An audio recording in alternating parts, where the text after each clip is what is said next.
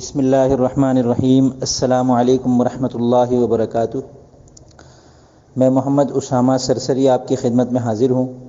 الحمدللہ اس چینل پر شاعری کورس مکمل ہوا اور اب اس ویڈیو سے ہم ایک نئے کورس کا آغاز کر رہے ہیں، عیوب سخن کورس۔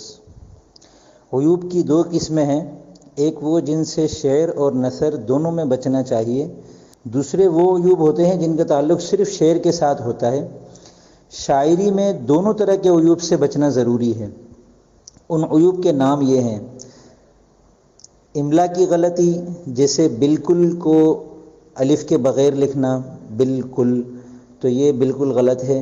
اور تلفظ کی غلطی، جیسے تلفظ کی فا پر زبر پڑھنا، تلفظ، بعض لوگ اس کو پڑھتے ہیں تلفظ، تو یہ تلفظ کی غلطی ہوتی ہے۔ اور تیسری زبان و بیان کی دیگر اغلاط ہوتی ہیں، جیسے بات نامکمل ہونا، محاورہ غلط ہونا، تذکیر و تانیث کی غلطی، واحد و جمع میں غلطی کرنا۔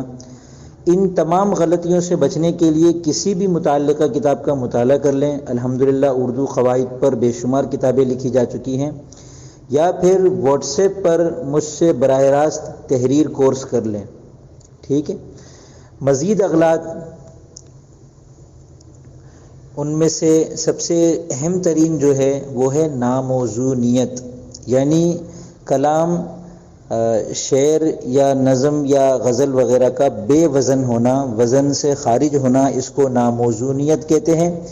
اس کمی کو دور کرنے کے لیے باقاعدہ شاعری کورس الحمدللہ ہمارا مرتب ہو چکا ہے۔ پہلے آپ وہ ویڈیو دیکھ لیں اور پھر اس کے بعد اس سلسلے میں دیگر عیوب کی ویڈیوز بھی دیکھ لیں، تو انشاءاللہ آپ کے کلام میں بہت حد تک نکھار آ جائے گا۔ دیگر عیوب بتا دیتا ہوں میں: ابتذال، تاکید لفظی، تاکید معنوی، تقابل ردیفین، تقدیم و تاخیر، تکرار، عیب تنافر، پھر عیب تنافر کے اندر تنافر حروف، تنافر کلمات، حشو، دولخت، شتر گربہ، شکست ناروا، عیوب ردیف، عیوب قوافی، غرابت لفظی، کراہیت سمع۔ یہ بہت سارے عیوب ایسے ہیں جن میں سے ہر ایک کا ہمیں علم ہونا چاہیے، اور شعر میں، غزل میں، نظم میں، ان میں سے ہر ایک سے ہمیں بھرپور کوشش کرنی چاہیے بچنے کی، ٹھیک ہے۔ تو ان پر ایک ایک کر کے انشاءاللہ اس سلسلے کے تحت میں تفصیل سے بات کروں گا۔ اگر آپ چینل پر نئے آئے ہیں اور اس کورس میں دلچسپی رکھتے ہیں تو چینل کو سبسکرائب کر لیں، بیل آئیکن کا بٹن بھی دبا دیں، تاکہ جب آئندہ میں کوئی ویڈیو یہاں اپلوڈ کروں تو آپ کو اس کی فوراً اطلاع مل جائے۔ اب اجازت چاہوں گا۔ السلام علیکم ورحمۃ اللہ وبرکاتہ۔